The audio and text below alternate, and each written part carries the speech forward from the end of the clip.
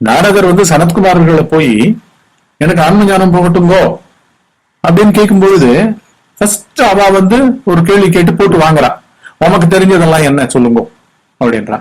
ஏன்னா ஃபர்ஸ்ட் ஒரு மனசு எந்த அளவுக்கு ஆப்ஜெக்டிஃபைடா ஆயிருக்கு, பகிர்முகத்துல பாஞ்சு அங்க மாட்டின் இருக்கு அப்படின்னு தெரியாம அந்த மனத்துக்குள்ள விஷயம் தெரிஞ்ச ஞானின்றவன் அதை தொடமாட்டான். அது கூட பேசுறதுக்கே அச்சப்படுவான். ஏன்னா அது ஏகப்பட்ட சத்தம் போடும் வெளியில தெரிஞ்ச விஷயத்த வச்சுட்டு கடப்படான்னு ஏன்னா தன்னை மறைச்சுட்டு இருக்குது. அதுவே மறைப்பு. இப்படி ஒரே ஒரு கேள்வி கேட்டதுதான் தாமதம். ஆரம்பிச்சார் அவனுக்கு, எனக்கு பூ வித்தை தெரியும், சர்வ வித்தை தெரியும், ஆகாச ஞானம் தெரியும், அந்த ஞானம் தெரியும், இந்த ஞானம் தெரியும். அவர் கிட்டத்தட்ட ஆயிரக்கணக்கான இதுல PhD பண்ணியிருக்காரு. அவர் வீணை வாசிக்க தெரியும், ஆய கலைகள் 64 தெரியும், அஷ்டமா சித்திகள் அத்தனையும் தெரியும். என்ன தெரியாதுன்றதே இல்லை. இதோ சொன்ன மாதிரியே சொல்றாரு. இவர் என்ன சொல்றார், உலகத்தின் கண் எனக்கு தெரியாதது அற்பமேனும் கிடையாது. இதேதான் அவர் சொல்றார், நாரதர் சொல்றார். இதுதான் கடை விரிக்கும். அதனாலதான் மௌனிகளா போயிடுறா.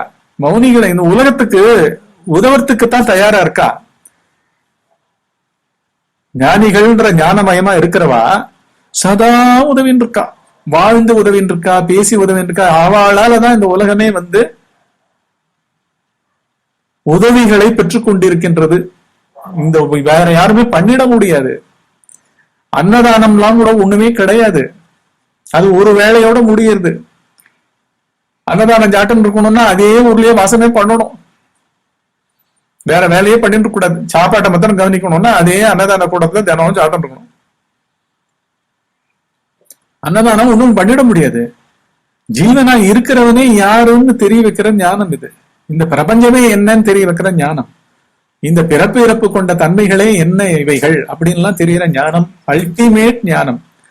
உடனே இவர் இவ்வளவு நூற்றுக்கணக்கான PhD அத்தனை சர்டிபிகேட்ஸையும் அப்படியே போடுறாரு சனத்குமார் அவர்கிட்ட. அவ அதிர்ந்து போயிடுறா. என்னடா இது சுத்தமா, is the person most ineligible to become a ஆத்மஞானி அப்படின்னு டெசிஷன். எல்லாம் நீ படிச்சது எல்லாம் இறைச்சல். பிரிட்டானியா என்சைக்ளோபீடியா 100 கணக்குல வச்சுட்டு இருக்க. ஒரு பெரிய மெகா கம்ப்யூட்டரே நீ வாழ்ந்துட்டு இருக்க. இது உண்மையே கிடையாது, இது இல்லப்பா,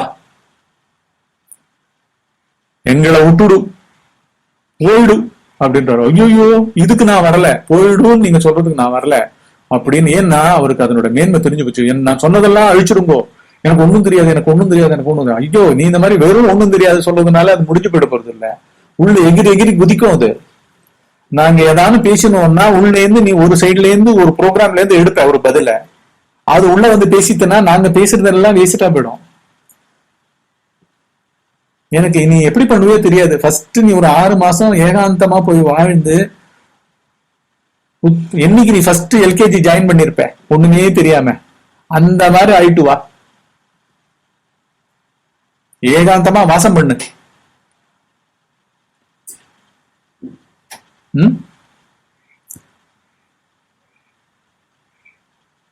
முதல் நாள் உன்ன ஸ்கூலுக்கு போய் சேர்த்தப்போ முடிச்சுட்டு பயந்து நின்று இல்ல, கூட்டமா குழந்தைகள் எல்லாம் உன்னோட பசங்கள்லாம் அங்க இருக்கிறத பார்த்துட்டு பயந்து, டீச்சரு, பெரிய பெரிய பில்டிங்கு, வீட்டை விட்டுட்டு ஃபர்ஸ்ட் வெளியில வந்த அனுபவமா இருந்திருக்குல்ல, அந்த மாதிரி ஒண்ணுமே தெரியாது, உண்மையா ஒண்ணுமே தெரியாதவனா நீ மாறினேன்னா ஏதோ ஆரம்பிக்கலாம் நாங்க. அதனால நீ என்ன பண்ணுவேன்னு தெரியாதுப்பா. குறைஞ்சது ஒரு 6 மாசம் எங்களுக்கு லீவு கொடு, நாங்க உன்னோட பேச கூட முடியாது. என்ட்ரி இல்ல உள்ள. தி கப் இஸ் ஃபுல். ஒரு உணர்ச்சி உனக்கு என்னன்னு தெரியாது, படிச்சவன் யாரும் தெரியாது, பூகோள வித்தை தெரிஞ்சவன் யாரும் தெரியாது, சர்ப்ப வித்தை தெரிஞ்சவன் யாரும் தெரியாது, வீணை வாசிக்கிறவன் யாரும் தெரியாது. விழிப்பு நிலையில நாரதன்ற பேரோட அந்த உடலோட சுமந்து உலாத்தின் இருக்கிறவன் 3 உலகங்களையும் சஞ்சரிச்சுட்டு இருக்கவன் யாருன்னு உனக்கு தெரியாது. ஒண்ணுமே தெரியாம இருந்துட்டு நீ எல்லாம் தெரியாம நினைச்சுட்டு இருக்க. அதுக்கு நீ போனோம் ஏகாந்தமா எங்கேயாவது இருந்துட்டு கம்ப்ளீட்டா இதெல்லாம் மைனஸ் பண்ணிட்டு நல் அப்படின்னு ஆக்கிட்டு, நில் ஆக்கிட்டு 0 ஸ்டேட்டுக்கு வந்தேன்னா நாங்க பாக்குறோம் அப்படின்னு. அதுக்கப்புறம் 6 மாசம் கழிச்சு வர்றாரு அவரு.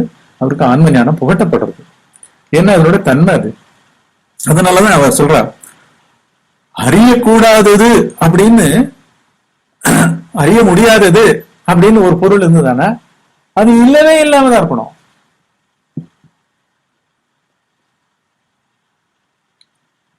நான் ஒரு இடத்துக்கு போயிட்டு வந்திருக்கேன் அப்படின்னு சொல்லிட்டு நான் என்ன விவரிச்சாலும் அந்த மாதிரிலாம் ஒன்னும் இருக்காதுப்பா, அந்த மாதிரிலாம் ஒன்னும் இருக்காதுப்பா, அந்த மாதிரிலாம் ஒன்னும் இருக்காதுப்பா அப்படின்னு இவன் தெரிஞ்சதுலேருந்து ஒருத்தன் வந்து கேட்டு இருக்கிறவன் தனக்கு தெரிஞ்சதுலேருந்து அதை கம்பேர் பண்ணி இந்த மாதிரி இருக்காது, இந்த மாதிரி இருக்காது, இந்த மாதிரி இருக்காது. நான் முயலை கொம்போட பார்த்தேன்பா அப்படின்ற கதையா இப்படி இருந்தது இப்படி இருந்தது நான் என்னதான் வர்ணிச்சாலும் இல்ல இல்ல இல்ல இல்ல இல்லைன்னு தான் பதில் வரும். ஏன்னா இதுக்கு உதாரணம் சொல்ல முடியாது. இதுக்கு இந்த கடவுள் தன்மைன்றதுக்கும் இந்த ஆன்ம பொருளுக்கும் ஒரு நிரூபணத்துக்கு கிடையாது. உணர்வுக்கே, உணர்வாகவே இருப்பது. பகவான் ரமண மகரிஷி உபதேசந்தியார்ல ஒரு பாட்டு சொல்றாரு, உள்ளது உணர உணர்வு வேறின்மையின் உள்ளது உணர்வே உந்தி பெற உணர்வே நாமாய் உளவும் உந்தி பெற. உள்ளது உணர, உள்ளதுன்னா இருப்பதே அது ஒண்ணுதான், பேருணர்வு தான். அது சுப்ரீம் சயின்ஸியா, சுப்ரீம் இன்டெலிஜென்சியா, அது ஒரு பொருளே, அது வெறும் பொருள். அங்கதான் டிவினிட்டியே இருக்கு. டிவினிட்டியில தான், இந்த ஸ்பிரிச்சுவாலிட்டியில தான், டிவைன் சொல்லப்படுற அந்த ஸ்பிரிச்சுவாலிட்டியில தான் மெட்டீரியாலிட்டின்னு சொல்லப்படுற மைண்ட் அண்ட் மேட்டர் ரெண்டும் ஒன்னா இருக்கு. புதுசு புதுசா டாக்குமெண்ட்ஸ் உற்பத்தி ஆற மாதிரி ஒரு கம்ப்யூட்டர்ல இந்த பிரபஞ்சம் பூரா புது புது பதிவுகள் சகலமும் தோன்றி இருந்து மறைந்து, தோன்றி இருந்து மறைந்து பர்ஃபெக்ட் சுழல்ல நடக்கிறதுனால தான் இது சம்சாரம் அப்படின்றான். இந்த பிரபஞ்ச வாழ்க்கையே ஏன் சம்சாரம்? சம்னா பர்ஃபெக்ட் அர்த்தம். வெல் டன், பர்ஃபெக்ட்லி ப்ரிப்பேர்ட் அர்த்தம். சாரம்னா எசன்ஸ். இந்த எசன்ஸ் வந்து ரெப்படேட்டிவா சுழன்று கொண்டே இருக்கிறது. மனோ மேட்டர். இதுதான் வந்து ஐன்ஸ்டீன் கண்டுபிடிச்சு வச்சுட்டாரு. Energy is equal to matter into speed of energy square, velocity square. அந்த மேட்டர் போற வேகம் தான் force, speed of light square. ஒரு மேட்டர் அந்த ஸ்பீடுக்கு போச்சுன்னா எனர்ஜியா மாறிடும். எனர்ஜி தான் மனம். நம்ம எல்லாம் மேட்டரா இருக்கும். மோஸ்ட்லி வந்து தமஸ்ன்னு சொல்லப்படுற முக்குணங்கள்ல தமசா இருக்கும், இல்லாட்டி ராஜசமா எனர்ஜி வந்து வேற வேற கான்பிகரேஷன் கொண்ட எனர்ஜியா. To know, to arrive, to see, to touch, to taste, to read, to become அப்படின்னு இந்த மேட்டரை என்னவோ பட்டத்திட்டின்னு உட்கார்ந்துட்டு இருப்போம். இது பேர் தான் நம்மளுடைய வாழ்க்கைன்னு பேரு. அதனாலதான் இந்த ஏரியால அதை அறியவே முடியாது. ஏன்னா இது எல்லாத்துக்குமே வந்து அடிப்படை ஆதாரம், தோன்றாதது, மறையாதது, பிறவாதது, இரவாதது, குறையாதது, பஞ்சபூதங்கள்ல இருந்து சகலமான எனர்ஜி போர்சஸ் எல்லாம் அங்கிருந்தான் வருது. அப்படி வந்து அறியவே முடியாதுன்னா அப்படி ஒரு பொருளே இருக்க முடியாது. அப்படி ஒரு பொருள் இருந்ததுன்னா அதை நீ அறிஞ்சேன்னு வேற சொல்றேன். ரெண்டும் ஒண்ணுத்துக்கு ஒண்ணு முரணா இருக்கேப்பா அப்படின்னு அவர் வந்து தியரியா படிச்சத அந்த பாயிண்ட புடிச்சு கேட்கிறா. அதுதான் நம்ம அவ கேட்ட கேள்விகளை எப்பவும் ஞாபகம் வச்சுக்கணும். முதல் 3 கேள்வி என்ன கேள்வி? யாதொரு நிலையை அறிந்தால் அகண்டமான அமிர்தத்துவம் உண்டாகிறதோ? இது ஃபர்ஸ்ட் கொஸ்டின். யாதொரு நிலையை அறிந்தால் எல்லா சந்தேகங்களும் நிவர்த்தி ஆகின்றதோ? இது 2வது கொஸ்டின். யாதொரு நிலையை அறிந்தால் இனிமேல் அறிய வேண்டிய நிலையாக ஒன்றும் இல்லாததாக ஆகிறதோ? யாதொரு பொருளை ஆசைப்பட்டால் இனிமேல் ஆசைப்படக்கூடிய பொருள் வேறொன்றும் இதற்கு மேலாக இல்லாததாக ஆகின்றதோ? இந்த 3 கேள்வியும் ஒரே கேள்வி, ஒரே விதமா போறது. இந்த 4வது யாதொன்று அறிய முடியாததோ, அதனை நீ அறிந்திருந்தால் எனக்கு தெரிவி அப்படின்றதான் அவ கேட்கிற கேள்வி. இந்த 4வது கேள்வி மாத்திரம் ஸ்பெஷல் கேள்வி. ஏன்னா இந்த மாதிரி யாதொரு நிலையை நீ அறிஞ்சாயோ அந்த அறிஞ்ச நிலைக்கு அந்நியமா அது எதையும் விடுறது இல்லை.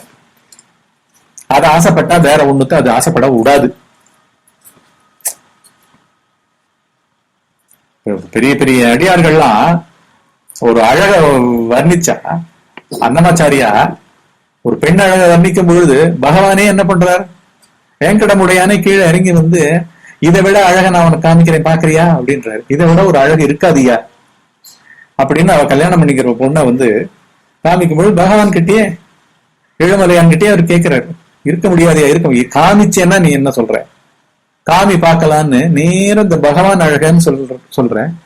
அந்த வேங்கடமுடையானுடைய அழக திருமேனி அழகா கோவில்ல காமிக்கிற மாதிரி அந்த படத்துல எடுத்திருக்கா. ஆக்சுவலா ஆன்ம பொருளை காமிக்கிறாரு.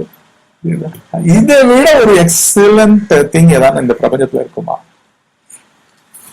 அப்படின்னு காமிச்சு அதுக்கு அவரு சமாதி ஆயிடுறாரு, மூர்ச்சை ஆயிடுறாரு. அந்த மாதிரியான ஒரு கடைசி இது. யாதொரு பொருளை அறிய முடியாததோ அதை நீ அறிந்திருந்தாயா. அதனால இந்த கடைசி ஸ்டேட்மெண்ட் மீதி 3 கேள்விகளையுமே கேட்கிறது, கேள்வி கேட்கிறது. அது எது ஒண்ணு அறிய முடியாதோ அது இல்லாம தான் இருக்கணும். அதனால அகண்டத்துவம் எல்லாம் கிடைக்காது, இரவா பெருநிலை எல்லாம் கிடைச்சிடாது ஈஸியா. அப்படின்னுட்டு நீ வந்து அகண்டத்துவமா அடைஞ்சிட்டேன்ற, அமிர்தத்துவம் அடைஞ்சிட்டேன்ற, ஆனா அறியவும் முடியாதுன்ற, ஒண்ணுத்துக்கு ஒண்ணு ஆப்போசிட்டா இருக்கேன். அதை தொட்டு இருந்தாதானே நீ இரவா பெருநிலை அடைஞ்சிருக்க முடியும். அதை அறியவே முடியாதுன்னு கூடவே சொல்றீங்க. இது எப்படி ஒண்ணுத்துக்கு ஒண்ணு பொருந்தாதேன்னு அந்த குரூஷியல் கொஸ்டின், அதை ரெண்டுத்தையும் லிங்க் பண்றான். முதல் 3 கொஸ்டினையும் 4வது யாதொன்று அறிய முடியாதோ அப்படின்றத ஒண்ணுத்துக்கு ஒண்ணு எதிர்க்க நிக்க வச்சு அதுல அவருடைய முகத்திரையை கிழிக்கிறா. புரியுதா? இதெல்லாம் நம்ம வந்து நம்மளுக்கு உண்மை பார்க்கணும். அறிய முடியாததை எப்படி அறியறான்னு பார்க்கணும். அப்படின்னா என்ன அர்த்தம்? அறிய முடியாதுன்னு என்ன அர்த்தம்? அப்படியே இருந்த இடத்துல நிக்கணும்னு அர்த்தம். அறிய முடியாது, ஆனா அதுவா இருக்க முடியும். அதுக்கு அந்நியமா உளுத்த உடல் அல்ல, அதுக்கு முன்னாடி நீ சலனிக்காத, நில்லு, போறோம். கரெக்டா? Be still and know that you are God. நீயா நிக்காத, உள்ள எந்த ரூலாவும் நிக்காத, எந்த தனித்த உணர்ச்சிக்கு ஆட்பட்டவனாவும் நிக்காத, எந்த ஒரு பாவமாவும் நிக்காத, அனன்ய பாவமாவே நில்லு, பாவமற்ற தன்மையாவே நில்லு, அந்நியமற்ற தன்மையாவே நில்லு. அதுவும் பகவானுடைய பாட்டுதான். அந்நிய பாவத்தினால் அவனகம் ஆகும், அனன்ய பாவமே உந்தி பெற, அனைத்திலும் உத்தமம் உந்தி பெற. அனன்ய பாவம், இரண்டற்ற தன்மையா அப்படியே நில்லு. அப்படின்னா அந்த வெற்று கவனமா நில்லு. நீ உன்னை வந்து சோவா நினைச்சுக்காதே. ஏதோ ஒரு உணர்ச்சி வந்தா அந்த உணர்ச்சி காட்பட்டுக்காதே. இது வெறும் நம்ம வந்து சத்சங்கம் பண்ணல, நடைமுறையா இது வந்து எப்படி வந்து வாழப்படணும். பகிர்முகமா பொருள் நாட்டமும் உடைமைகள் நாட்டமும் ஆசாபாசங்களும் எல்லாம் வச்சுட்டு இருக்கிறவாளுக்கு இது காதல விழுந்து கொஞ்சம் கொஞ்சமா அந்த வேகத்தை குறைச்சுண்டு இதை கேட்டு கேட்டு கேட்டு இதுல வந்து நிக்கணும். இதுலயே நின்று பழக்கப்பட ஆரம்பிச்சவாளுக்கு இன்னும் இது படம் போடும். எப்படி எல்லாம் இருக்கக்கூடாதுன்றத படம் போடும். எதை அறிய வேண்டியதுக்கு என்னென்ன பண்ணணும்ன்ற வழிமுறைகள் அத்தனையும் நமக்கு பார்த்துட்டு இருக்கோம் நேரடியா. அததான் வந்து அவ உபதேசிச்சுட்டு இருக்கா, அந்த தபஸ்வினி உபதேசிச்சுட்டு இருக்கா. நீ யதார்த்தமாக சொன்னது எல்லோருக்கும் சம்மதம் தான். ஆனால் அதை அறிபவன் ஒருவன் இல்லாததால் அது அறியக்கூடாதது என்றும், அதனை அறிந்தால் அழியாத அமிர்த தத்துவம் அடையலாம் என்றும் நீ மொழிந்தது முன்பின் ஒன்றுக்கொன்று விரோதமாய் இருக்கிறது. அது எப்படி? அறியக்கூடாதது என்றால் ஒரு பொழுதும் அறிய முடியாதது, தெரியாதது, இல்லவே இல்லை என்றுதான் சொல்ல வேண்டும். இல்லை, அதற்கு மாறாக அது இருக்கிறது, அதன் மூலமாக அமிர்தத்துவத்தை அடையலாம் அப்படி என்று எல்லாம் சொன்னால் அது அறியக்கூடிய பொருளா இருக்கணும். அப்பொழுது அறியக்கூடாதது என்று அதை சொல்ல முடியாது. ஆகையால் ஏ விப்பிரா, நீ சாஸ்திர பரிச்சயத்தின் மேல் விவரித்தாயே அன்றி சுயமாக அறிந்தவன் அல்லன். அதாவது அதை நேரடியாக உணர்ந்து தரிசித்து தொட்டு முகர்ந்து எல்லாம் பண்ணலாங்க. ஏன்னா அது உணர்வனுடைய அதிஷ்டானம். அததான் என்ன பண்றா, ஒரு சகுன பிரம்மமாவே, ஒரு சுவாமியாவே, மூர்த்தியாவே அது மேல ஆவாகனம் பண்ணிக்கிறா. அதோட பேசுறா, அதுக்கு உணவு ஊட்டுறா, அதை குளிப்பாட்டுறா, அதை மகத்துவமா போற்றி போற்றி பாடுறா, கொண்டாடுறா, எல்லாம் நடக்குது.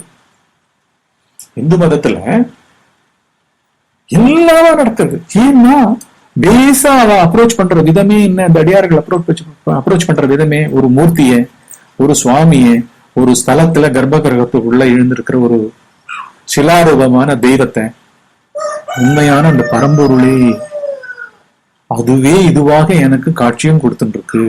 அதை நான் பார்க்கலாம், அதோட பேசலாம், அதை தொடலாம், அதுக்கு உணவு ஊட்டலாம், அதுக்கு ஸ்நானம் பண்ணலாம், நான் என்னெல்லாம் உணர்ச்சிகளை அனுபவிக்கிறேனோ அத்தனையும் அதுவா இருந்தது தனி முதலாவும் இருக்கு வருவான். என்னை விட அது ரொம்ப ஸ்பெஷல். நான் மட்டமானவன், நான் வெறும் கண்டமாக இருக்கிறவனா நான் இருந்துட்டு இருக்கேன். ஆனா அது அகண்டம். அது அதனால அது எப்பவுமே துதிக்கப்பட வேண்டியது, பவித்திரமாக காக்கப்பட வேண்டியது, அது தொழப்பட வேண்டியது, போற்றப்பட வேண்டியது அப்படின்னு அதை போற்றி போற்றி நம்ம என்னெல்லாம் பண்றோமோ அந்த சுபாவம் நம்ம மேல ஏறுவா இல்லையா? இப்படித்தான் அதையும் கை கொள்றாங்க. நாளும் பொழுதும் 24 மணி நேரம் இதே உணர்வுலயே அடியார்கள் வந்து அப்படியே வாழ்ந்துட்டு. அது ஏன்னா சுப்ரீம் இன்டெலிஜென்ஸ், சின்மயம். அந்த மாதிரி நீ எதுவுமே அனுபவிக்கலையேப்பா. ஒண்ணுத்துக்கு ஒண்ணு விரோதமான 2 ஸ்டேட்மெண்ட்டும் உங்ககிட்ட சங்கமிச்சிருக்கு.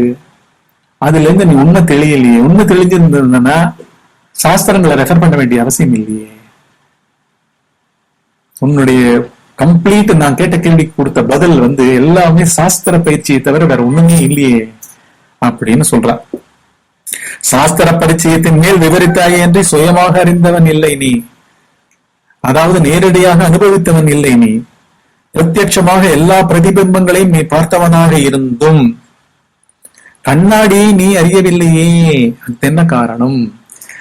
அதாவது மனத்துக்குள்ள சர்வ பிரபஞ்சமும் ரிஃப்ளெக்டர். எனக்கு ஒரு உணர்ச்சி வருதுன்னா என்ன அர்த்தம்? இந்த பிரபஞ்சத்துல ஏதோ ஒரு பொருள் கூட நான் வைத்துக் கொண்ட தொடர்பு தான் அந்த உணர்ச்சி. கரெக்ட். ஒரு நல்லதுன்னு ஒரு வார்த்தையை பேசினேன்னா நல்லது வந்து ஏதோ ஒரு பொருள் சம்பந்தப்பட்டது. அந்த பொருளை வந்து நான் உடம்பா இருந்து, நான் இந்த உடம்பு, நான் இந்த லொகேஷன், அந்த பொருள் அங்க இருக்கு, அது நல்ல பொருள், அங்க போய் வாங்கிக்கலாம், அது நல்ல சாப்பாடு, அங்க போய் சாப்பிடலாம் அப்படின்ற மாதிரி அந்த நல்ல அப்படின்னு ஒரு குணம் மூலமா அதுக்கு கொடுக்கறது. அப்புறம் அந்த பொருள் உனக்கு தேவையே, முக்கியமான தேவை, ஆசை அப்படின்றதையும் நீ வச்சுக்கிறது.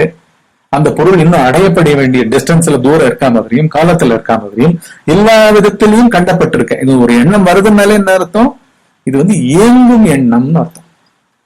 அதை அடைய நினைக்கும் ஒரு தன்மைன்னு அர்த்தம், ஆசைன்னு அர்த்தம். இப்படி வந்து கண்ணாடிக்குள்ள நகரம் வந்து இப்படிதான் நீ பார்த்திருக்க. கண்ணாடிக்குள்ள நகரம் தெரியுது, அப்படியே டிட்டோ தெரியுது, அந்த மாதிரி வந்து தெரியுதுன்ற. பட் கண்ணாடின்னு யாருக்கு தெரியுது? அந்த கண்ணாடியா இருக்கிற உன் மனத்தினோட தன்மையை நீ அறிந்தாயா? அதுல இருந்து நீ வேறா இருக்கியா? ஆமா. இல்ல, அந்த கண்ணாடியும் நீயும் வேறா. அது எப்படி அதை பிரதிபலிக்கிறது? அதுக்குள்ள என்ன தத்துவம் இருந்தா இந்த பிரதிபலித்தல் நடக்கும். அந்த பிரதிபலத்திலேயும் அது இரண்டாக இருக்க விடாமல் தானாகவே அந்த பிரதிபலிப்பாகவும் இருக்கும், அந்த கண்ணாடியாகவும் இருக்கும். அப்பேற்பட்ட பொருள் என்னவாக இருக்கும்? அது வந்து கண்ணாடி மூலமா தான் நீ தெரிஞ்சுட்ட. அந்த கண்ணாடியை பத்தி தெரிஞ்சிட்டியா? அதாவது உன் மனத்துல இந்த பிரதிபலிக்கும் சுபாவமாக எல்லாருக்கும் எல்லாம் பிரதிபலிக்கிறது இல்ல. ஒரு தியேட்டர்ல 2000 பேர் உட்காந்து ஒரு படம் பாக்குறான்னு அந்த தீம் கதை அப்படியே எல்லார் மனத்திலையும் பிரதிபலிச்சு அவளும் அந்த உணர்ச்சிகளோட பேஸ் பண்ணிட்டு போயிட்டே இருக்காளா இல்லையா? வேற வேற மாதிரியா பிரதிபலிக்கிறது இல்லையே. காலங்காலமா இப்படித்தானே மனித மனங்கள் எல்லாம் தோன்றி மறைஞ்சு இதே மாதிரிதானே அனுபவிச்சு போயிட்டு. டெக்னாலஜி மட்டும் கொஞ்சம் இம்ப்ரூவ் ஆயிருக்கோம். யாரு எந்த மனம்ன்றது பிரதிபலிக்கும் வஸ்துவா? பிரதிபலித்தல் எப்போ நடந்துட்டே இருக்கணுமே. ஏன் அந்த மனம் வந்து எங்கேயோ வந்து ஆழ்ந்த உறக்கத்துல போய் மறைஞ்சு போயிடுறது அப்படின்றது அங்க விசாரிக்கப்படாமல்ல. இப்படி எல்லாம் நீ விசாரிச்சியான்னு அடுத்த கேள்விக்கு போறாங்க. பிரத்யட்சமாக எல்லா பிரதிபிம்பங்களையும் நீ பார்த்தவனாக இருந்தும் கண்ணாடியை நீ அறியவில்லையே. அதற்கு என்ன காரணம்?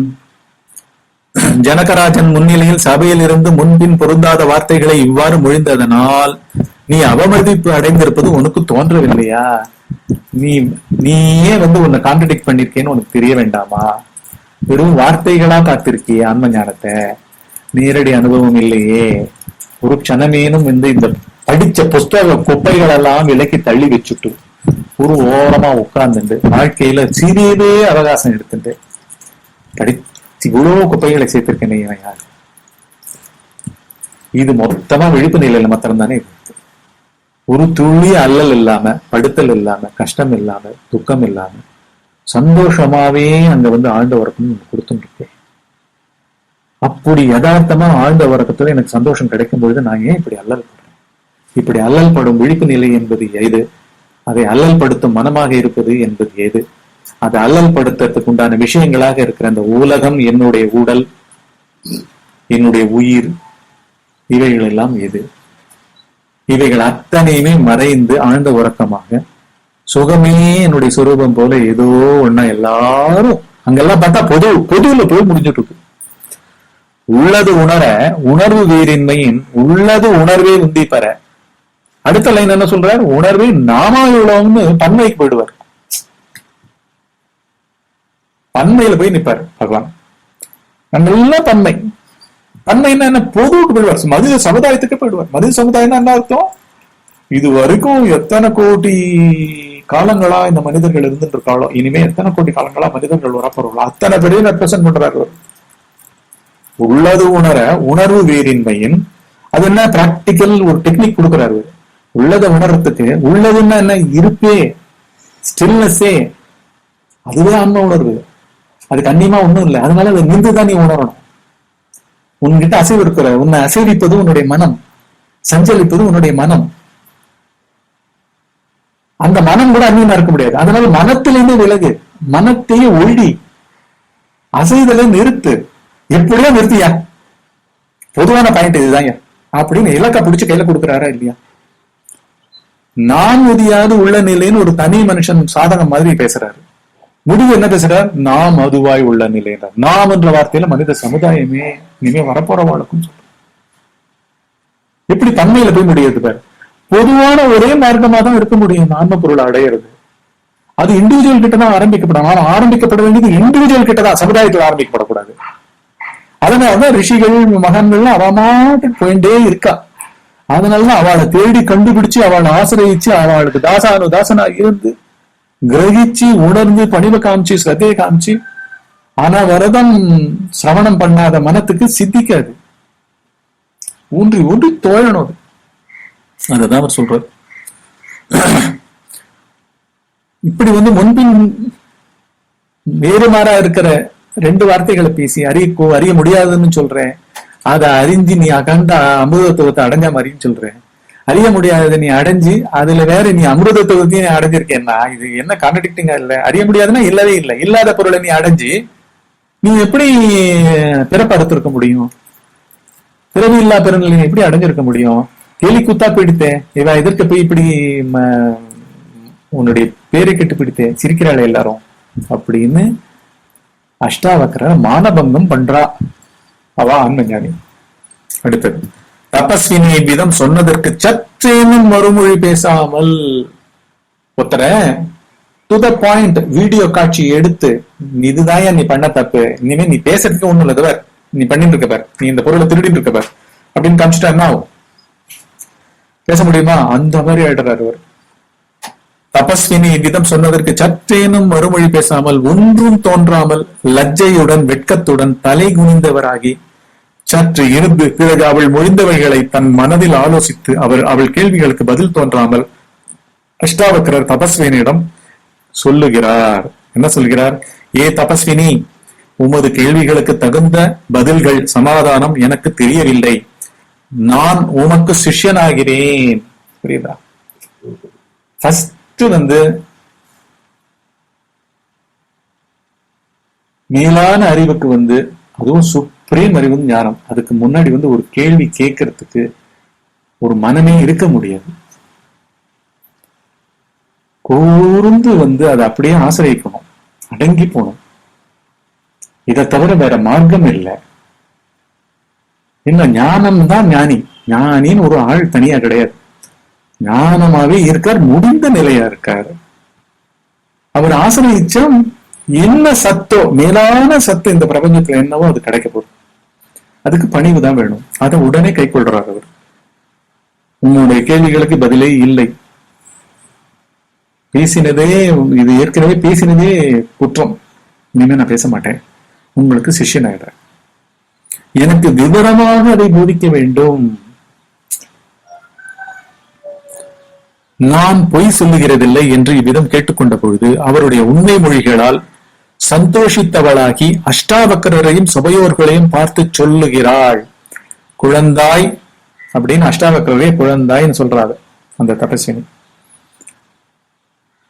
குழந்தாய்ன்னு ஏன் சொல்றா? ஒன்னும் தெரியாட்டி இப்படித்தான் சொல்றா. குழந்தை ஏதோ தனக்கு தெரிஞ்ச விளையாட்ட பெருசா காமிக்கும் இல்லையா வீட்டுல.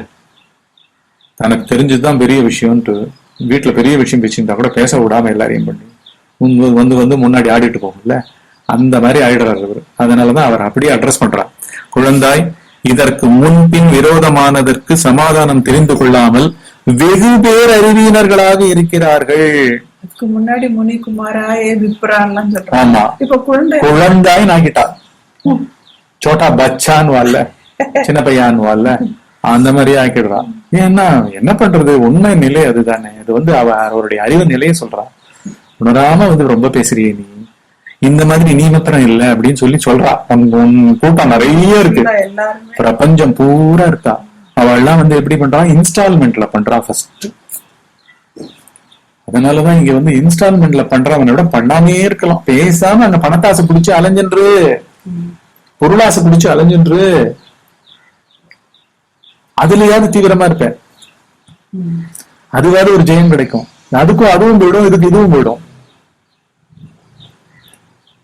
இதற்கு முன் இதே மாதிரிதான் இந்த விஷயங்கள் எல்லாம் நுட்பமா ஆசிரியிச்சு தெரிஞ்சுக்காதனால நிறைய பேர் இதற்குண்டான பதிலையும் தீவிர விசாரத்தையும் பண்ணாம நிறைய பேர் அறிவினர்களாகவே இருந்திருக்கிறார்கள். இது வெறும் தர்க்கத்தினால் மட்டும் அறியக்கூடியது அன்று. லாஜிக் கிடையாது. லாஜிக் எல்லாமுமே உலக பொருட்கள் சம்பந்தப்பட்டது, நிலைகள் சம்பந்தப்பட்டது. அவைகள் வாழ்க்கையே அன்று. சாப்பாடுன்னு ஒரு பேப்பர்ல எழுதி சாப்பிட முடியாது பசிக்கு. லாஜிக்குனால பெருமூச்சுதான் விட்டுட்டு போவோம்.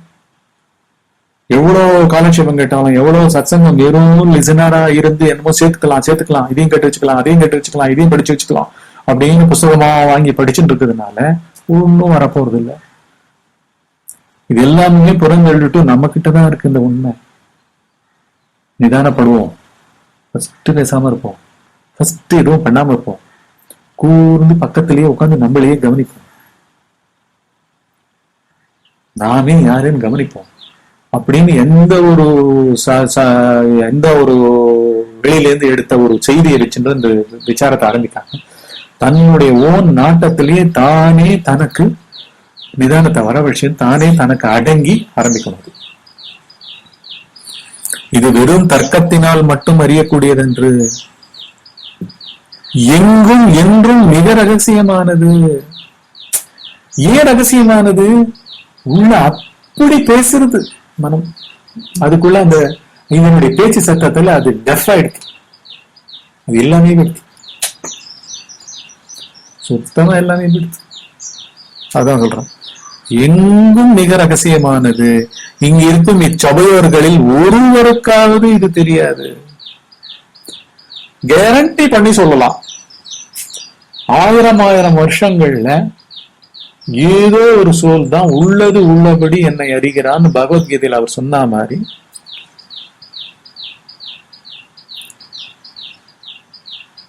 ஏதோ ஒரு அதுக்குன்னே வருது, அதுவாவே இருந்துருக்கு, அதுவாவே வாழ்ந்துருக்கு. அவ அதுவாவே தான் உதிக்கிறா, பிறக்கிறா. அவளுக்கு வர்றது மாதிரி தெரியறதெல்லாம் மத்தவாளுக்கு இவ கதையை கதை மாதிரி ஓட்டம், சினிமா மாதிரி சொன்னாதான் புரியும். அதனாலதான் கூட பிறந்தா மாதிரி அத்தை பையன் மாமா பையன்ற மாதிரி கிருஷ்ணரும் பிறக்க வேண்டியதா இருக்கு.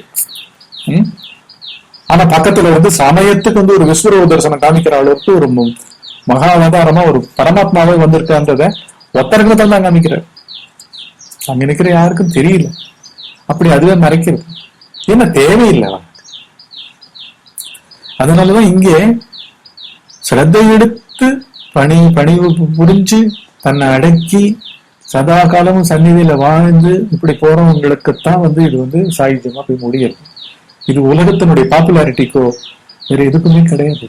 ஏன்னா இது முடிவான நிலை. இந்த உலகம் ஒரு கேலி கூத்து, தோன்றி தோன்றி மறைவது. நம்மளை விட அது இன்னும் மோசமான சத்தியம். பொறுமா அசத்தியத்தினுடைய ஜாஸ்தி அது. நம்மளே கொஞ்சமாவது பரவாயில்ல, 3 நிலைகளுக்காக ஆட்படுறோம்.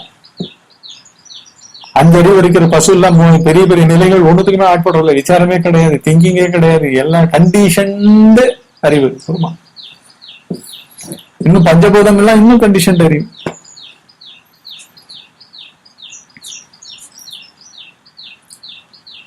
இங்க இருக்கும் இச்சபையோர்களில் ஒருவருக்காவது தெரியாது. இந்த ராஜனுக்கு தெரியும், எனக்கு தெரியும். பொறுமா என்ன கன்விக்ஷனோட சொல்றாரு.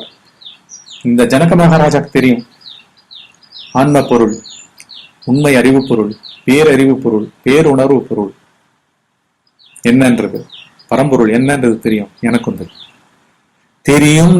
இந்த எனக்கு இதேதான் பகவத்கீதை பூரா நான், என்னை, என்னால், என்னோடும் தான் நிறைய யூஸ் பண்ணிருப்பார். ஆனா அவர் அகந்தையோட யூஸ் பண்ணல. நான் ஆன்ம பொருளே, அவர் நான் சொன்னா, கிருஷ்ணர் நான் சொன்னா ஆன்ம பொருள், எனக்குன்னு சொன்னா ஆன்ம பொருள், என்னைன்னு சொன்னா ஆன்ம பொருள். அவர் அந்த பரம்பொருளே. அந்த மாதிரி நிலையை இங்க அடைஞ்ச மகா ஞானிகள் இதுதான். இந்த ராஜனுக்கு இது தெரியும், எனக்கு தெரியும், அன்று வேறு ஒருவருக்கும் தெரியாது. எவ்வளவுதான் வாதாடி கொண்டிருந்தாலும் நான் கேட்ட இந்த கேள்விகளுக்கு இங்கு ஒருவராலும் பதில் சொல்ல முடியாது இந்த பிரபஞ்சத்திலன்னு சொல்றான். கூறுமா இந்த கேள்விகளுக்கு என்ன உச்ச கேள்வி? யாதொரு நிலையை அடைந்தால் நீ பிறவியில்லா பெருநிலையை அடைவாய் அப்படின்னா என்ன? கான்பிகரேஷனே ஆகக்கூடாது. ஒரு உணர்ச்சி திருப்பி ரிப்பீட் ஆகக்கூடாது. ஞானம் என்ன? தாத்தால இருந்த ஒரு கோப உணர்ச்சி, ஒரு ஞானமா இருக்கிறவன் வாழ்ந்துட்டு இருக்கானா, ஒரு முமுட்சுவா இருக்கிறவன், ஒரு தீவிர சாதகன் வாழ்ந்துட்டு இருந்தானா அவன் விசாரிச்சு தள்ளிடுவான். ஒரு சூரிய சந்திரோதயம் மாறி மாறி பருவ காலங்களா வந்துட்டு இருக்கிற இந்த பிரபஞ்சத்தை அவன் அலசி தீர்த்துடுவான். முடிஞ்சது. கன்ஃபியூஷனே கிடையாது. அதுல இருந்து அவனுக்கு அமிர்தத்துவம் வந்துடுத்து. புரியுதா? ஒரு சூரிய சந்திரனை விசாரிச்சு இந்த பிரபஞ்சமே போயிடாது, எனக்கு தெரிகிற தோற்றம் தான், நான் தான் மெய், தோன்றுவதெல்லாம் போய் அப்படின்னு அவன் தெரிஞ்சுட்டான்னா முடிச்சுட்டான்னு அர்த்தம். அதனாலதான் இந்த கன்விக்ஷனோட அவ சொல்றா, நீ எவ்வளவுதான் நீங்க சூரியன் இருக்கா இல்லையா, நான் தூங்கும் போது உலகம் இருக்கா இல்லையா அப்படின்னு என்னென்னவோ விதமான லாஜிக் எல்லாம் பேசி எல்லாம் இதை கண்டுபிடிக்க முடியாது. எவ்வளவுதான் வாதாடி கொண்டிருந்தாலும் நான் கேட்ட இந்த கேள்விகளுக்கு விடை யாருக்குமே அகப்படாது. வித்வான்களுக்கு எல்லாம் தர்க்கம் செய்யத்தான் தெரியும். எவ்வளவு புத்திமானாக இருந்தாலும் குரு சேவையின்றியும் தேவதா அனுகிரகம் இல்லாமலும் தர்க்கத்தினாலேயே ஒரு காலம் இது விளங்க மாட்டாது. தேவதா அனுகிரகம் அப்படின்னா என்ன அர்த்தம்? உள்ளுக்குள்ளேயே டிவைன் கிரேஸ். அதுக்கோசரம் ஏங்கி பரிதவிச்சு அழுதுருக்கணும். என்ன காப்பாத்துடான்னு சொல்லிட்டு உடம்ப காப்பாத்தா, மனசை காப்பாத்தா, ஒரு சூழ்நிலையில இருந்து உன்னை காப்பாத்தான்னு இந்த யாச்சகம் பண்றோம் இல்லையா கோவில்ல போய். இந்த மாதிரி யாச்சகம் இல்ல. நான் யார், இது என்ன அமைப்பு அப்படின்ற அப்பேற்பட்ட ஒரு தீவிர வேகத்தோடையும் ஒரு தவிப்போடையும் கேட்கிற அந்த கேள்விக்கு உனக்கு ஏத்த மாதிரி பதில் கிடைக்கிற மாதிரி ஒரு சிச்சுவேஷனு குருக்களா உன்னுடைய ஆன்ம நிலையிலேயே தேவதா அனுக்கிரகங்களா வரவழைப்பார் அவர் அப்படின்னு சொல்றார். அப்படி வரும். இது தர்க்கத்தாலெல்லாம் விளங்க மாட்டாது. முனிகுமாரா, நான் சொல்வதை ஒரே புத்தியுடன் கேட்பாயாக. இதனை கேட்டாலும் ஏகாக்கிரக சித்தம் இல்லாவிடில் தெரிய வராது. ஒரே புத்தியுடன் கேட்பாயாகன்னு என்ன அர்த்தம்? ஒரு முனையில நீயே இல்லாம வந்து நிக்கணும். அதனால லிசனிங்.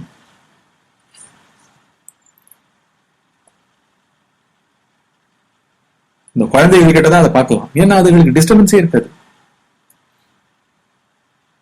அம்மா ஏதாவது சின்னதா ஒரு காரியம் பண்ண சொல்லுவான்.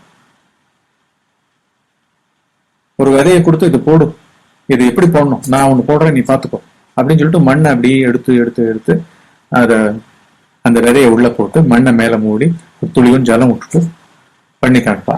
அது அப்படியே பார்த்துட்டே தாட் ப்ராசஸே இருக்காது. நான் விதைக்கிறேம்மா இதை அப்படின்னு சொல்லிட்டு இன்னொரு விதையை அந்த பூச்செடிக்கோசம் அதை விதைக்கும். ஒரு 2 நாள் கழிச்சு இதுக்கு முளை விட்டுருக்கும், அதுக்கும் முளை விட்டுருக்கும். இதெல்லாம் ஒரிஜினல் ஆக்ட். இது வந்து ஒரு புள்ளியில நிக்கிற கவனம். இன்னசென்ஸ் தான் இங்க வேணும். இன்னசென்ஸ்னா என்ன அர்த்தம்? எனக்கு தெரியும்ன்றதெல்லாம் உள்ள அடக்கி வச்சுக்கணும். அதை பத்தி பேசவே கூடாது. பேசினா யாரும் ஒண்ணு கெடுக்கல, நீயே தான் ஒண்ணு கெடுத்துக்க, அவாவால கெடுத்துக்கிற. அந்த மாதிரி ஒரு குழந்தைக்கு இருக்கிற கள்ளம் இல்லாத மனது போல அது பேர் ஏகாக்கிர சித்தை. அதுல லிசனரே இல்லை, டூயரே இல்லை. அது ஒரு விளையாட்டு, ஆர்வம், ஊக்கம், நாட்டம் அப்படி இருக்கணும். நான் சொல்வதை ஒரே புத்தியுடன் கேட்பாயாக. இதனை கேட்டாலும் ஏகாக்கிரக சித்தம் இல்லாவிடில் தெரிய வராது. அதுதான் நான் டிஸ்ட்ராக்டட்னஸ். புரியுதா? அதுதான் ஏகாக்கிரக சித்தம். இந்த விஞ்ஞானத்தை இதுவரையில் தன்னிடத்திலேயே உதாகரித்து பார்க்கவில்லையோ, எங்கேயோ பண்ணக்கூடாது. நான் யார் விசாரம், எனக்கு தெரிஞ்சதெல்லாம் என்னுடைய உணர்ச்சிகள்லாம் வந்துட்டே இருக்குல்ல. இது வந்து வேற எங்கேருந்தோ புஸ்தகத்துல இருந்து படிச்சு எவன் கதையோ படிச்சு, யார் கதையோ படிச்சு, எந்த கதாகலட்சமோ எந்த புராண கதையோ கேட்டுட்டு அவளுக்கு நடந்ததை கேட்டு இங்க அழுது, உனக்கு வர உணர்ச்சி எங்கிருந்து வருகிறது? அதனால நீ ஏன் இப்படி வந்து மருகி அழற, ஏங்கற? அது என்ன வேல்யூ? அதுக்கு பின்னாடி கொடுக்கப்பட்ட வேல்யூ என்ன வேல்யூ? யார் வச்சுட்டு இருக்கா அந்த வேல்யூ? அது எப்படி வந்திருக்கோங்க? அததான் வந்து தன்னிடத்திலேயே உதாகரித்து பார்க்கிறது. உடனே வந்து அந்த ஆப்ஜெக்டிவ் சயின்சஸ் கோர்ஸ் நடக்கிற மாதிரி எனக்கு எவ்வளவு மார்க் போடுவீங்க டீச்சர் அப்படின்றது கிடையாது. புரியுது? நான் இவ்வளவு கூர்ந்து பார்த்தேன், எனக்கு எவ்வளவு மார்க், நான் எந்த நிலையில இருக்கேன். எல்லாருமே என்ன பண்ற, என்கிட்ட கேட்கல, நான் எந்த நிலையில இருக்கேன். அட நிலையா? எதுவுமே ஒரு தனித்த நிலையே இல்லப்பா. இங்க இருக்கிறதே ஒரே பரம்பொருள் தான், ஒரே பேரறிவு தான். அதை பத்தி ஆரம்பம் நான் சொல்லிட்டு இருக்கா. இது ஆப்ஜெக்டிவ் சயின்ஸா மாத்திட்டு நான் இப்ப படிச்ச வரைக்கும் 10 கேள்வியில 5 கேள்வி படிச்ச வரைக்கும் அதுக்கு ஒரு 100% போட்டேன்னா அதுக்கு எவ்வளவு மார்க் கொடுப்பேன்? இப்படி எல்லாம் கேட்க முடியாது.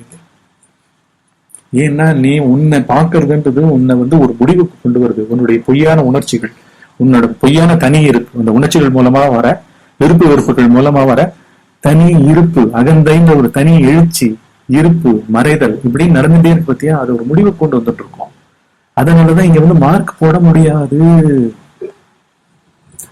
அதனால உன்னை உதாகரித்து பார்க்கறதுன்னா நீ வாழணும் அப்படின்றான். இந்த விஞ்ஞானத்தை விஞ்ஞானம் இது எல்லா சாப்ட்வேர் ப்ரோக்ராமும் உணர்ச்சி, உலகம், அது இதுன்னு இதுவரை இது நாள் வரைக்கும் நம்ம தெரிஞ்சது எல்லாத்தையும் உணர்றோம். இவைகள் எதை பற்றி கொண்டு நிற்கின்றன அப்படின்னு தெரியறதா அந்த விஞ்ஞானம். இது பேர் மெய்ஞானம்னு பேரு, உண்மையான விஞ்ஞானம். அதனால மெய்ஞானம்ன்றா, விஞ்ஞானம்னு சொல்றது இல்லை. ஆனா அதையும் விஞ்ஞானம்னு சொல்றான். இன்னும் அதுவும் விஞ்ஞானம். இந்த விஞ்ஞானத்தை எதுவரையில் தன்னிடத்தில் உதாகரணமாக செய்து பார்க்கவில்லையோ அதுவரையில் 1000 தடவை நான் சொன்னாலும் சரி, நீயே இருந்து 1000 வருஷம் கேட்டாலும் சரி, துளி கூட பிரயோஜனமே இல்லை. வருமா?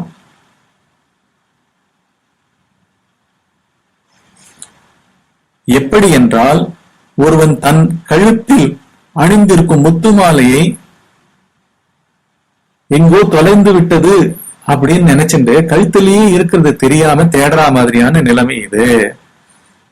திருட எடுத்துன்னு போயிருப்பாளோ, நேத்துக்கு வேலைக்காரி ரொம்ப நேரம் இருந்துட்டு போனாலே அதனால அது போடுத்தோ, கழுத்திலேயே இருக்கு. புரியுதா?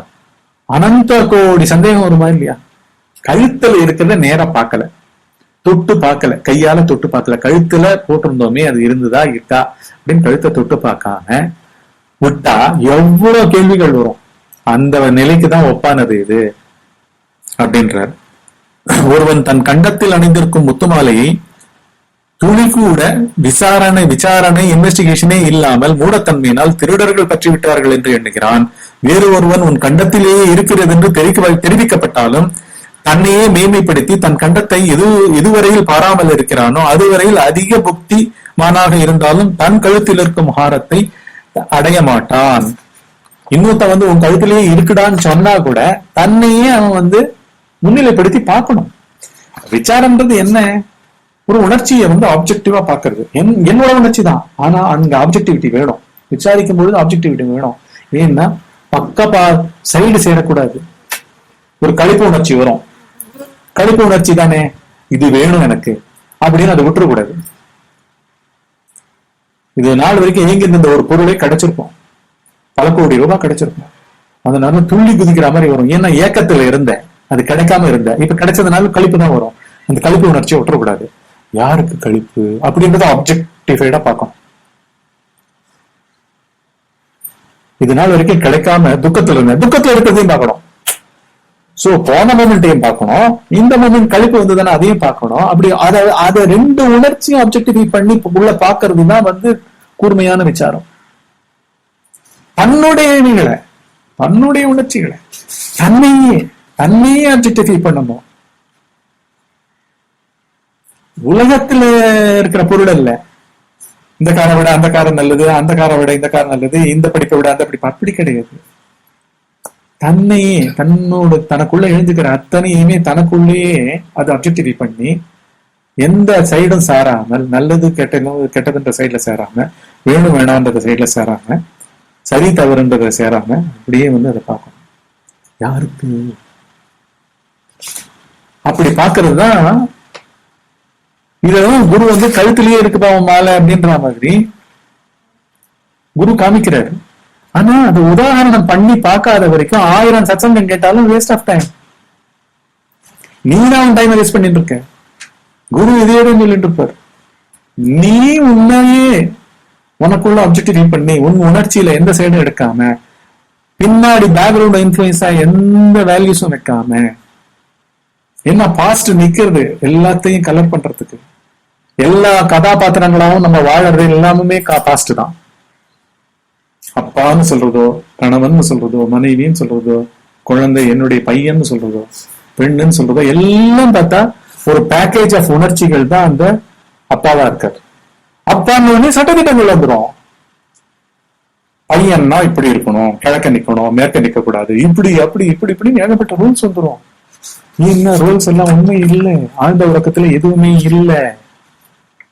அததான் அவர் சொல்றாங்க. அந்த உதாரணத்தை நீயே உனக்குள்ள ஆப்ஜெக்டிவ் பண்ணி பார்த்தாதான் உன் கழுத்துல இருக்கிற மாலையை நீயே நேர பார்ப்ப. இல்லாட்டி எவ்வளவுதான் கேட்டாலும், வெளியில இருந்து கேட்டாலும் உனக்கு உள்ள ஏறாது. ஏன் முனிபுத்திரா, தன் ஆத்மஸ்வரூபத்தை, அதாவது தான் என்ற அந்த மகத்தான பேரறிவை கேட்ட பிறகு அதி நிபுணனாயிருந்தாலும் எதுவரையில் தன் அந்தராத்மாவிடத்தில் அதை உதாகரணமாக பார்க்காமல் இருக்கின்றானோ அதுவரையில் அந்த ஆத்ம தத்துவம் வெளியிலே எவ்விடத்தில் எவ்விதம் அறியப்பட்டதாகும். ஆத்மானாலே சமஸ்கிருதத்துல தான் என்ற வார்த்தை, அவ்வளவுதான் வித்தியாசம். தமிழ்ல தான், தன்னை, தன்னால், தன்னோடு, தனக்கு, தன்னுடைய அப்படின்ற வார்த்தைகள்லாம் யூஸ் பண்றாங்க இல்லையா? அதே மாதிரி ஆத்மால ஆத்மா, ஆத்மன் முதல் வேற்றுமை வருது, ஆத்மானம், ஆத்மனா அப்படின்னு வரும், ஆத்மனக அப்படின்னு 6 வேற்றுமை 7 வேற்றுமை உருவுகள் அதுல வரும். இதேதான் தான், தன்னை, தன்னால், தன்னிடமிருந்து, தன்னில் அப்படின்ற வரைக்கும். இந்த தன்னில்னாலே இந்த 4 வகையரா குரூப்பை சேர்ந்தது இல்லை. 4 வகையரா குரூப் எல்லாம் என்ன? உடம்பு, மனசு, புத்தி, அகங்காரம், சித்தம், உலகம். இதுதான் 4 வகையரா. நான், என்னை, என்னால், என்னோடு. இந்த வார்த்தைக்கு அர்த்தமே இதுதான் அர்த்தம். நான்னா உடம்பு, இல்லாட்டி நான்னா என்னுடைய பர்டிகுலர் உணர்ச்சி. அதுவும் ஸ்தூலம், அதுவும் பௌதிகம். அதனாலதான் நான் எல்லாமே ஸ்தூலம்.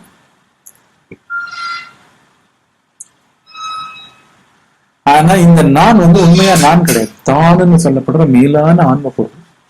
அதனாலதான் ஆத்மாவினிடத்தில் தன் ஆத்மஸ்வரூபத்தை கேட்ட பிறகு நிபுணனாய் இருந்தாலும் சரி, இதுவரையில் தன் அந்தராத்மாவிடத்தில் உதாரணம் செய்து பார்க்காமல் இருக்கின்றானோ அதுவரையில் அந்த தான் என்கிற ஆன்ம தத்துவம் வெளியிலே எவ்விடத்தில் எவ்விதம் அறியப்பட்டதாகும். வெளில எப்படி நீ அறிஞ்சிட முடியும்? உனக்குள்ள நீ முழுவடம்பா, உனக்குள்ளேயே சகல விடைகளும் இருக்குது. நீயே தான் பரம்பொருள், நீயே தான் கடவுள், நீயே தான் சர்வம், நீயே தான் உலகமும், நீயே தான் உன்னுடைய உணர்ச்சியும், சகலமும் நீயே பிறவா பெருந்தலையும். ஏன்னா கடவுள்ன்ற தன்மை பிறவா பெருந்தலை, தோன்றாது, மறையாது, தேயாது, பெருகாது அப்படின்றதுதான் அதனுடைய தன்மைகள். அதனால இப்ப கேட்ட சத்சங்கத்தையும் தனக்குள்ளேயே உதாகரணம் பண்ணி பார்த்து இந்த சத்சங்கத்தை அடிக்கடி கேட்டு கேட்டு கேட்டு அந்த மணி ஓசையோட இருக்கிற அந்த 1 மணி நேரம் இதை அது ஓடிண்டே இருக்கட்டும். இதை டீப்பா உட்கார்ந்துட்டு விசாரமயமாவே பார்க்கறதையும் நீங்க தினம் பண்ணுங்க. இதனோட தொடர்ச்சியை அடுத்த சத்சங்கத்துல நம்ம தொடருவோம்.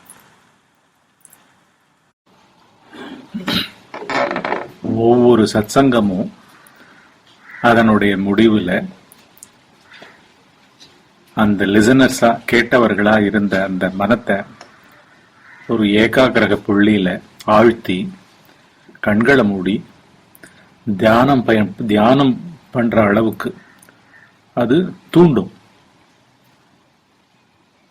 இதை தவிர ஆரம்ப நாள்ல நான் மெடிடேஷன் டெக்னிக் 1 அப்படின்னு வெளியிலிருந்து ஒரு மணி ஓசை மூலமாக 40 செகண்டுக்கு ஒரு தடவை ஒரு மணி ஓசை அடிக்கிறது. அது என்னன்னா, ஒருவேளை நம்ம மனம் காட்டாறு மாதிரி வர அதனுடைய வாசனை பதிவுகள்ல மாட்டிக்கொண்டு சிக்கிக்கொண்டு அதன் வயப்பட்டு அப்படியே வெளியே பகிர்முகமாக யோசனைகள்ல தீவிரமான ஏதோ ஒரு ஞாபகத்துல உணர்ச்சிகள்ல மாட்டிக்கொண்டு இருந்தா அதுலேருந்து ரிமைன் பண்றதுக்கு இந்த சத்சங்கத்திலேயே இணைப்பா அதுல கொடுத்துருந்தேன். மெடிடேஷன் டெக்னிக் 1ல மணி ஓசையை கொடுத்துருந்தேன். 40 செகண்டுக்கு ஒரு தடவை அடிக்கும். இப்போ நிறைய பேருடைய விருப்பம் என்னன்னா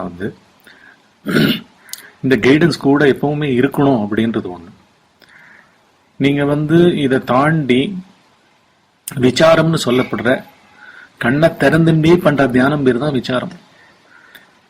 எப்பொழுதுமே இந்த தனித்துவம் இருக்கா அப்படின்னு விசாரிக்கிறது தான் கண்ணை திறந்துட்டே நம்ம செய்யற வேலைகள்ல கை கால்கள்லாம் தான் நம்ம சுரூபமா, இல்லாட்டி மனத்தில் எழுந்துகிற எண்ணங்கள், உணர்ச்சிகள், பழைய ஞாபகங்கள், எதிர்கால திட்டங்கள், இரட்டைகள், முப்புடிகள், காலங்கள், தேசம், இந்த பிரபஞ்சம், இவைகள் தான் உண்மையா, இல்லாட்டி இதை தாண்டி தனித்துவம் இருக்கா, இதை தாண்டி ஒரு சொரூபம்னு ஒரு மெய்யறிவா இருக்கிறதா நம்மளுடைய சகஜமான நிலையா அப்படின்றத கண்களை திறந்துட்டு செயல்களில் ஈடுபடும் போது நீங்க பண்ணலாம். ஆனா தியானத்துக்குன்னு வரும்பொழுது இதை இந்த மணியோசைன்றது உங்களுக்கு ஒரு கைடன்ஸா இருக்கு. எங்கேயாவது தீவிரமான யோசனையில ஆட்பட்டு நீங்க கண்களை மூடி தியானம் பண்ணிட்டு இருந்தீங்கன்னா, ஒருவேளை இந்த காட்டாற்று வெள்ளத்தினால் அடித்து செல்லப்பட்டவர்களாக இருந்தீர்களானால் அங்கிருந்து உங்களை மீட்கிறதுக்கு இந்த மணியோசை உதவும். அதனால இனிமே எல்லா தியானங்கள்லயுமே இதை இணைச்சுடுறேன். இது ஒரு 1 ஹவருக்கு இந்த மணியோசை இருக்கும். உங்களால முடிஞ்ச அளவுக்கு நீங்க பண்ணிட்டும். ஏன்னா இது ஹெல்ப் பண்ண போறது. ஒருவேளை ஏன்னா வாசனைகள் அதை லேசில் நம்ம எடை போட்டுறக்கூடாது. அப்படி நம்ம அந்த சுழல்ல சிக்க வச்சு எண்ணமயமாக ஆக்கிவிடும் ஒரு தியானத்தையே. நிறைய பேருக்கு உட்கார விடாமையே பண்ணிடும். அதனாலதான் இந்த வெளியிலேருந்து வர மணி ஓசை 40 செகண்டுக்கு வர ஒரு மணி ஓசை சட்டுன்னு உடனே இல்ல நம்ம தியானம் பண்ணிட்டு இருக்கோம், இப்படி யோசிச்சுட்டு இருக்கிறதுக்கோசம் நம்ம உட்காரல கண்ண மூடிட்டு அப்படின்ற ஒரு நினைவுக்கு உடனே உங்களை தள்ளி உள்ள அந்த தனித்துவம் இருக்கா, அந்த உணர்ச்சி இருக்கா அப்படின்னு இமீடியட்டா தியானமயமா பார்க்க ஆரம்பிச்சிடும். அந்த தியானமே என்ன ஆகும், மணியோசையும் கடந்து உடல் உணர்வையும் தாண்டி சமாதியா சித்திக்கும். தியானம் பண்றவனே இல்லாம போறது பேர் தான் சமாதி. அவனுடைய சொரூபம் சூன்யம் போல ஆயிட்டு அவனே இல்லாமல், ஏன்னா உண்மையில இல்ல. தூக்கம், சமாதி, டெத்து, ஆழ்ந்த உறக்கம், சமாதி, டெத்து எல்லாமுமே வெளிப்பார்வையில உடல் பார்வையில இருந்து பார்த்தா ஒரே நிலைகள் தான். ஆனா உள்ளுக்குள்ள அந்த சூட்சமங்கள் தான் வேற. ஒன்னு ஞானத்தை கொண்டு போய் சேர்க்கிறது, ஒன்னு அஞ்ஞானமயமாவே அறிபவன் இல்லாமல் தூக்கமா இருக்கு. ஒண்ணு மகா அந்தகாரம்னு சொல்லப்படுற பேரு இருட்டுல போய் மறைஞ்சுண்டு தகுந்த காலத்துல அந்த பீஜங்கள் உற்பத்தியா உடலை எடுக்கிறது. அதனால இந்த கைடன்ஸோட நம்ம பண்ணணும். இது சமாதிக்கு போய் சித்திக்கணும். அப்ப இந்த மணியோசை கேட்டாலும் ஒண்ணுதான், கேட்கவே கேட்காது. ஏன்னா கேட்பவனே இருக்க மாட்டான், வெளியில இருந்து வர்றத கேட்பவனும் இருக்க மாட்டான், உள்ள உணர்ச்சிக்கு ஆட்பட்டவனும் இருக்க மாட்டான். ஏன்னா அங்க சமாதி சித்திச்சிருக்கும். காண்பவன் இல்லைன்னா ஒண்ணுமே இல்லை. அகந்தை உண்டாயின் அனைத்தும் உண்டாகும், அகந்தை இன்றில் இன்று அனைத்தும். அவ்வளவுதான் அதனுடைய ரூல். அந்த மாதிரி பேரருள்ல இரண்டரை கலந்துருப்போம். அதுதான் வந்து சமாதி. அதனால இப்ப எல்லா சத்சங்கங்கள்லயுமே இந்த 1 மணி நேர மணி யோசைய வெளியிலேருந்து வர 40 செகண்டுக்கு ஒரு தடவை வர மணி யோசையை நான் இணைச்சு விடுறேன். அதையும் உபயோகப்படுத்திட்டு நீங்க 1 மணி நேரத்துக்கு தியானம் சமாதி பழகலாம்.